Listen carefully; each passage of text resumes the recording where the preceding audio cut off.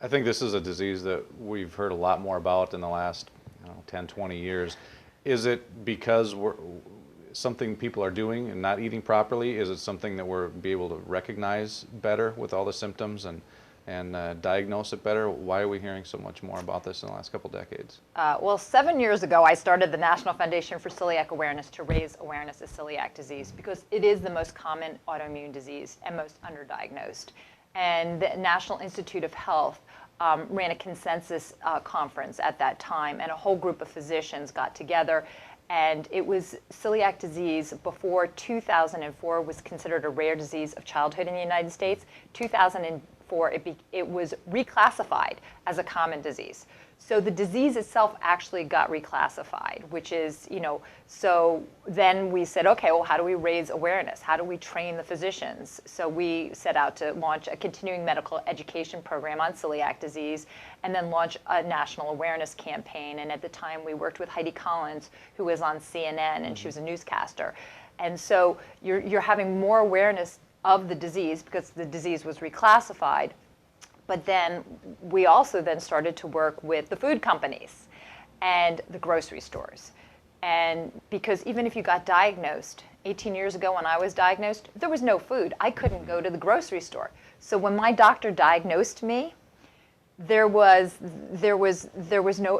food available. So he said, you've got a horrible diagnosis. And I knew that if we could really increase the availability and the affordability of the food for people, if we got the 3 million people diagnosed. So we set out with the goal of getting 1 million people diagnosed by 2015 so that we would count and our voices would be heard. Now, then what else has happened is there's been a number of celebrities and sports stars who've gone on a gluten-free diet, and some of the celebrities are saying they're losing weight on a gluten-free diet. So you have some fad things that are going on here, and sometimes I think, how did this serious autoimmune disease become a diet fad? But it's not a diet fad. It's not the low-carb diet. It is a serious autoimmune disease. Also, the prevalence of the disease itself is increasing.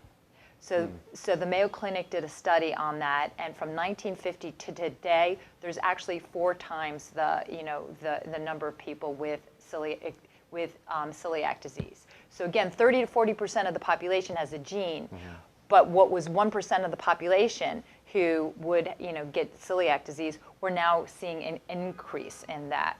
What can that be attributed to? There's several theories. One is the hygiene hypothesis, and again, we need more science, we need more research to understand, and that is the fact that we have that we're very clean, we're in a very clean environment. So we're not fighting infection, so our bodies, are, because of the clean environment, so we have an overactive immune system. So that's actually being researched in some of the Scandinavian countries, this hygiene hypothesis. The second is looking into the fact that we're eating so much more gluten.